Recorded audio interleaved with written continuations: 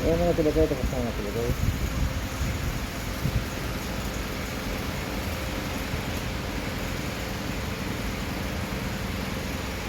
So, tanggalin na natin yung plastic at saka papel mga tulagay.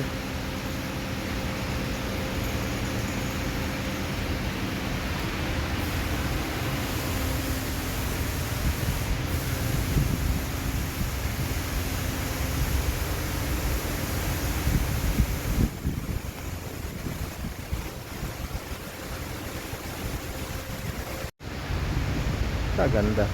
Ayun mga chalokoy, tapos na. Tanggal natin yung plastic at saka yung papel at saka yung tape. Ayun.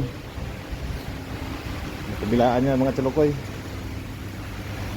Tapos na, ano na. Tanggal natin yung mga kalawang-kalawang nito.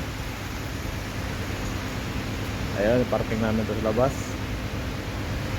Kasi kinuha na ito ng driver kanina.